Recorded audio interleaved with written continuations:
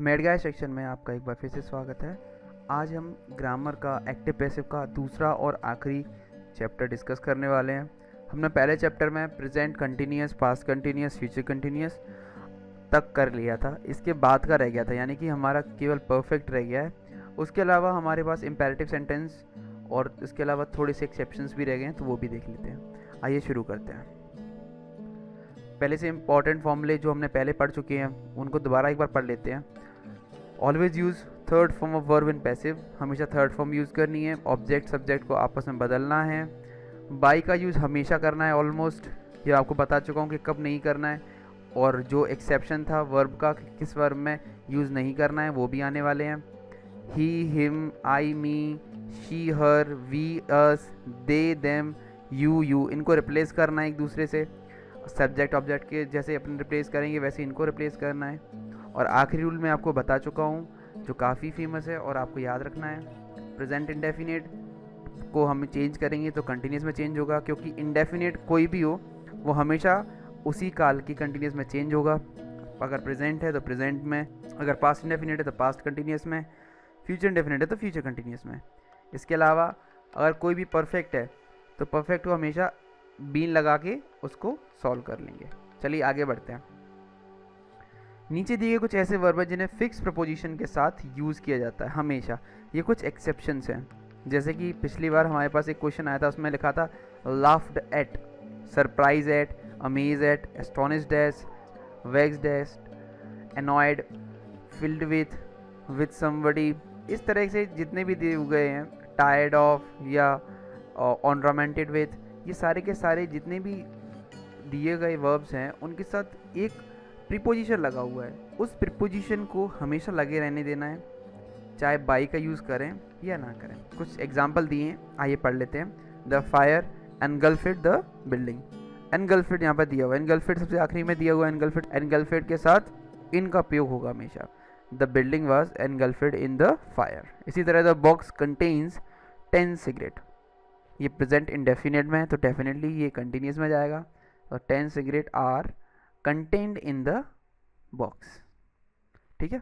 वू के स्थान पर बाई वूम का उपयोग किया जाता है, या फिर इस तरह से यूज़ किया जा सकता है। दो तरीके से यूज़ किया जा सकता है। आपको एक सेंटेंस दिया है, वू प्लेड द टेनिस, इसको चेंज करेंगे तो आएगा by whom was the tennis played, और whom was the tennis played by. इन दोनों में से आप कोई भी यूज़ कर सकते हैं। अगर आप बाई वूम यूज़ करेंगे तो बाई पहले आ जाएगा और कोई चीज़ नहीं रहेगा, इसमें बाई बाद में आ जाएगा और वूम हट जाएगा। चलिए कुछ एग्जाम्पल्स देख लेते हैं। Present perfect active passive.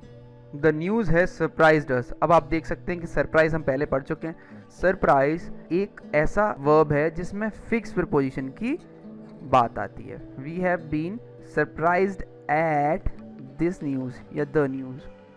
इसी तरह वू हैज सीन हिम, तो by whom has he been seen. Third दिया हुआ है एवलांच हैज़ डिस्ट्रॉयड 3 विलेजेस, तो क्या चेंज होगा, 3 विलेजेस, ये ऑब्जेक्ट बन गया, have been destroyed by avalanche। यहाँ पर डिस्ट्रॉयड तो ऐसा था नहीं, हम देख चुके हैं डिस्ट्रॉयड में कोई एक्सेप्शन नहीं है, तो डिस्ट्रॉयड के बाद बाय एवलांच। आगे देख लेते हैं। आगे दिया हुआ है पास्ट परफेक्ट। पास्ट परफेक्ट में क्या है, who had painted this wall. By whom, देखिए जैसे कि मैंने आपको बताया था, वू को बाय वूम से कर दीजिए, तो बाय वूम कर दिया। Had this wall been painted, third form में हमेशा होगा, बीन लग गया, हमेशा थर्ड फॉर्म में बीन लगाएगा, जो मैंने आपको बताया था बीन लगाया जाएगा। Abba had sent me a sticker had been sent by आबा।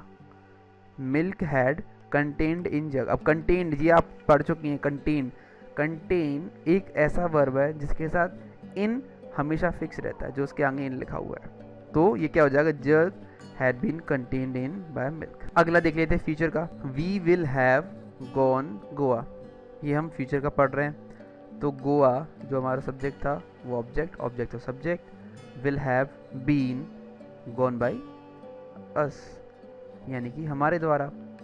Ram will have killed Ravan in Lanka, Ram Ravan को लंका में मार चुके होंगे, तो इसका क्या हो जाएगा, Ravan will have been killed by Ram in Lanka.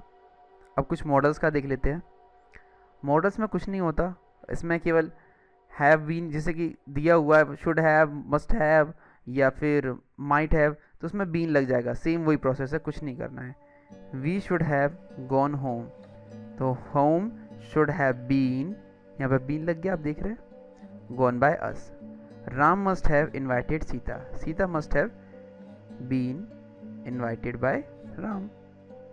चलिए आगे अब इम्पेरेटिव सेंटेंस की बात कर लेते हैं। ऐसे सेंटेंस जिसमें कोई ऑब्जेक्टिव ना हो, जिसमें कोई ऑब्जेक्ट ना हो, तो उसे हम इस तरीके से सॉल्व करेंगे। जैसे कि गो अवे, इसमें हमारा कोई ऑब्जेक्ट नहीं दिख रहा, सब्जेक्ट तो दिख रहा है, जाने के लिए बोल रहा है, लेकिन ऑब्जेक्ट नहीं दिख रहा, तो हम इसको इस फॉर्मूले से करेंगे, यू आर ऑर्डर्ड, रिक्वेस्ट या फॉरबिडन या जो भी कुछ आएगा, +2 + वी + ऑब्जेक्ट, तो यह आ जाएगा you are ordered to go away. अगला देख लेते हैं, जैसे कि यहाँ पर आया हुआ है shut your mouth, shut your mouth with object आया, तो इसके साथ माउथ को बंद करने की बात चल रही है।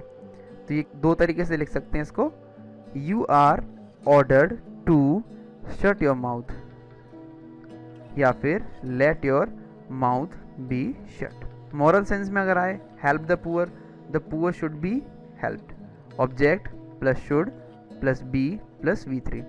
इसके कुछ एग्जाम्पल्स कर लेते हैं, आपको थोड़ा जल्दी समझ में आ जाएगा। पहला example, shut the door and leave. क्या हो सकता है इसका? शट द डोर, ये तो एक तरह से दिया जा रहा है कि डोर, हमारे पास एक ऑब्जेक्ट आ गया, सब्जेक्ट शट आ गया, तो शट का हो जाएगा let the door be shut and you may order to leave, तो let the door be shut and you may order to leave या गो अवे। इसी तरह think before you speak, think before you speak को भी ऐसे लिख सकते हैं, you are order to think before you speak, खत्म। गॉड हेल्प द ब्रेव, अब ये हमारा मॉरल सेंस का हो गया। ऐसे हम क्या लिखेंगे, ऑब्जेक्ट, उसके बाद जो उसकी वर्ब है वो, और उसके बाद जो हमारा सब्जेक्ट आ जाएगा, तो the brave are help by God. अब यहाँ पर एक समस्या ये आती है कि मैंने आर क्यों लिखा।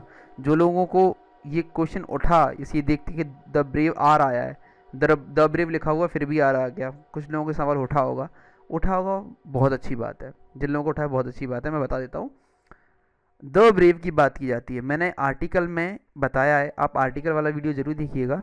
आर्टिकल में मैंने बताया कि जब भी द का उपयोग किया जाता है तो पूरी की पूरी एक जाति को डिनोट करता है।